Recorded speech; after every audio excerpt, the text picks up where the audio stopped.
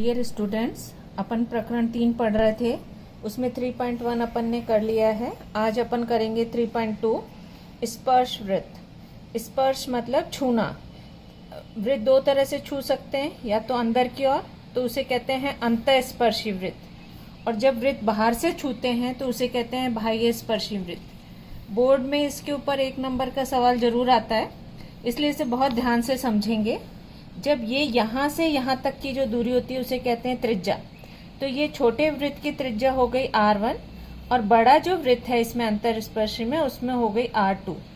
तो जब अंतःस्पर्शी वृत्त होते हैं तो उन दोनों के केंद्र की दूरी निकालने के लिए बड़ी त्रिज्या में से छोटी त्रिज्या घटाई जाती है। केंद्रों की दूरी निकालने के लिए अंतःस्पर्शी वृत्त में बड़े वृत्त की त्रिज्या में से छोटे वृत्त की त्रिज्या को घटाएंगे तो वो अंतःस्पर्शी वृत्त के केंद्रों की दूरी आ जाएगी। ये सवाल एग्जाम में जरूर आते हैं, अंतःस्पर्शी या बाह्य स्पर्शी पे आता है।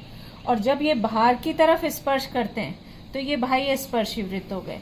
तो ये त्रिज्या हो गई R1 और ये हो गई R2। अब इनके केंद्रों के बीच की दूरी जैसे OA निकालनी है तुम्हें, तो वो निकालने के लिए R1 प्लस R2 करेंगे। केंद्रों की दूरी निकालने के लिए बाह्य स्पर्शी में जोड़ते हैं और अंतःस्पर्शी में घटा देते हैं। अब जो पहला सवाल है उसमें तुम्हें बड़े वृत्त की त्रिज्या दे रखी है 4.8 और छोटे वृत्त की त्रिज्या दे रखी है 3.5। तो हम इसमें से 4.8 में से 3.5 को क्या करेंगे, घटा देंगे। तो ये आ गई 1.3 सेंटीमीटर दूरी। तो ये केंद्रों के बीच की दूरी आ गई। इसी प्रकार जब बाह्य स्पर्शी वृत्त हैं तो उसमें तुम्हें दे रखा है 5.5 और 4.2। दोनों को क्या करेंगे, जोड़ देंगे, सूत्र लिखेंगे। केंद्रों के बीच की दूरी बराबर R1 प्लस R2, बाह्य स्पर्शी वृत्त है इसलिए जोड़ देंगे 5.5 और 4.2 को, तो ये हो गया 9.7 सेंटीमीटर। ये दूसरा सवाल हुआ तुम्हारा। इसके बाद में है तीसरे सवाल में तुम्हें वृत्त बनाना है 4 सेंटीमीटर और 2.8 सेंटीमीटर के वृत्त बनाने हैं। एक बाह्य स्पर्शी वृत्त बनाना है और दूसरा अंतःस्पर्शी वृत्त बनाने हैं। तो बाह्य स्पर्शी वृत्त कैसे बनाएंगे, ये 4 सेंटीमीटर ले लेंगे और ये 2.8 बाह्य स्पर्शी वृत्त में, और अंतःस्पर्शी में पहले बड़ा वृत्त बना लेना, उसके बाद में 2.8 सेंटीमीटर लेकर 4 सेंटीमीटर खींचना, उसको इस पर ऐसे काटना और वृत्त बनाना बड़ा। फिर यहाँ से 2.8 सेंटीमीटर ले लेना और उसमें ऐसे करके और फिर छोटा वृत्त बनाना। तो ये हो जाएगा अंतःस्पर्शी। इस तरह तुम्हें वृत्त बनाने हैं 2, बाह्य स्पर्शी और अंतःस्पर्शी। उसके बाद में जो चौथा सवाल है तुम्हारा वो है, उसमें सबसे पहला तुम्हें सिद्ध करना है कि रेख PA और रेख QB, ये वाली और ये वाली समांतर रेखाएं हैं। समांतर रेखाओं के लिए हमारे को एकांतर कोण सर्वांगसम सिद्ध करना पड़ेगा। उसको कैसे सिद्ध करेंगे वो यहाँ समझ लो। ये एक त्रिभुज हो गया, इसमें ये वाली त्रिज्या, एक ही वृत्त की त्रिज्याएं हैं वो समान होंगी, इसमें भी ये और ये त्रिज्याएं समान होंगी। तो ये कैसा त्रिभुज हो गया, त्रिभुज APR। त्रिभुज APR, APR। और ये वाला जो त्रिभुज है वो समद्विबाहु त्रिभुज हो गया। क्यों समद्विबाहु क्यों होगा, क्योंकि AP और PR एक ही वृत्त की त्रिज्याएं हैं।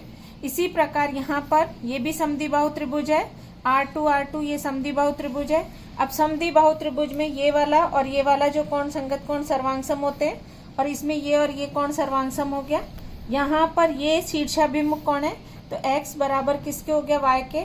तो जब ये इसके बराबर है तो ये y इसके बराबर हो गया, तो ये दोनों एकांतर कोण आ गए, एकांतर कोण सर्वांगसम हो गए। इसलिए पहला सिद्ध हो जाएगा AP समांतर QB के। सबसे पहले फिर से समझेंगे, ये समद्विबाहु त्रिभुज हो गया, ये भी समद्विबाहु त्रिभुज हो गया। समद्विबाहु त्रिभुज में ये वाले कोण सर्वांगसम होते हैं, तो ये x और x सर्वांगसम होगा, y और y सर्वांगसम होगा। अब यहाँ पर ये शीर्षाभिमुख कोण है, शीर्षाभिमुख कोण हमेशा सर्वांगसम होते हैं। तो जब x y के बराबर है तो ये वाला x भी इसके बराबर हो गया, तो ये दोनों एकांतर कोण हो गए। एकांतर कोण बराबर हैं तो PA समांतर हो जाएगा QB के। ठीक है। अब इसके बाद में जो तुम्हारे को दूसरा क्या सिद्ध करना है, APR समरूप होगा किसके, RQB के। कैसे समरूप होगा, जैसे मैंने अभी तुम्हें बताया, ये वाला कोण इस कोण के बराबर है, ये कोण इसके बराबर है, ये शीर्षाभिमुख कोण बराबर है, तो x y के बराबर है, तो ये x भी y के, तो को कसौटी से ये वाला त्रिभुज इसके बराबर हो जाएगा। इसमें तीसरा सवाल तुम्हें दे रखा है कि PAR ये वाला, ये 35 अंश है, तो ये 35 है, तो ये भी कितना हो जाएगा 35, क्योंकि ये कोण इसके बराबर है। ये 35 है, ये 35 हो गया, 35 और 35 70। त्रिभुज के तीनों कोणों का योग 180 अंश होता है। 180 में से 35 और 35 जोड़ेंगे, 70 को घटा देंगे 180 में से, तो ये कितने अंश का आ जाएगा 110। तो कैसे लिखेंगे, यहाँ पर एंगल A प्लस एंगल, यहाँ पर ये वाला एंगल का नाम है R, प्लस एंगल APR बराबर 180 अंश। ये 35 है प्लस ये 35 है, और ये हमें निकालना है APR बराबर 180। अब ये जोड़ देना और यहां से यहां ले जाके घटाओगे, तो 180 माइनस 70 बराबर 110 अंश। तो ये आ गया हमारा कोण का 110 अंश, ये आ गया हमारा कोण। समझ आया? तो ये हुआ तुम्हारा 3.2 के सवाल, और ये कर लेना। इसके बाद में जो हमारा 3.3 है, 3.3 है चाप। तो चाप में हमने पढ़ा हुआ है चाप, ये एक वृत्त हो गया, ये है छेदन रेखा। छेदन रेखा वृत्त को दो भागों में बांट रही है। जिस भाग में केंद्र होता है वो भाग दीर्घ, ये वृत्त दो चापों में बट गया, दो भागों में बट गया। जो छोटा वाला होता है, इसे ये वाले भाग को कहते हैं चाप। तो ये हो गया जिसमें केंद्र होता है वो दीर्घ चाप 180 से अधिक, और जो 180 से कम होता है उसे कहते हैं लघु चाप। और ये जो छेद के चली जाती है रेखा उसे कहते हैं छेदन रेखा।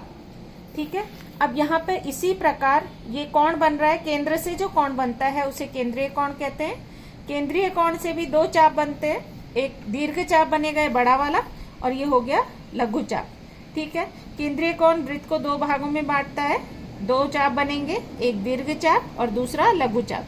तो लघु चाप का जो माप होता है वो केंद्रीय कोण के बराबर होता है, इसलिए एंगल ABC बराबर मेजर चाप AC लघु चाप के बराबर। यदि ये 35 अंश है तो ये वाला जो चाप है वो कितने अंश का होगा, 35 अंश का होगा। यदि ये 70 अंश दिया हुआ है तुम्हें, तो ये कितने अंश का होगा, 70 अंश का होगा। दीर्घ चाप का माप कैसे निकालेंगे, पूरा वृत्त हो गया 360 अंश का होता है पूरा वृत्त, उसमें से संगत लघु चाप के माप को क्या करेंगे, घटा देंगे। इस पर भी बहुत प्रश्न आते हैं, इसलिए ये सवाल भी अच्छे से हल करेंगे हम। तो यहाँ पर लघु पूरा वृत्त 360 का है, लघु चाप केंद्रीय कोण के बराबर होता है, तो उसको घटा देंगे तो दीर्घ चाप का माप आ जाएगा। इसके बाद में है हमारा पहला सवाल। पहले सवाल में तुम्हारे को ये दे रखा है केंद्रीय कोण 70 अंश का, तो ये चाप कितने अंश का हो जाएगा, 70 अंश का हो जाएगा। उसके बाद में ये चाप का माप दे रखा है तुम्हें 200, पूरा वृत्त कितना होता है 360, तो 200 में 70 जोड़ेंगे, कितना हो गया 270। 360 में से 270 घटा दोगे तो ये जो डी आएगा चाप वो कितने अंश का आ जाएगा, 90 अंश का आ जाएगा। अब यहाँ पर हमारे पास ये पूरा कितना अंश हो गया 360। एक प्रश्न पूछा है चाप DEF, DEF दो चापों से मिलकर बना है, DE और EF, तो ये 90 और ये 70, तो 90 और 70 कितना हो गया 160 अंश। तो इस तरह से तुम्हारे को 3.3 तक के सवाल कर लेने हैं, और इससे आगे फिर आगे पढ़ाएंगे। Thank you.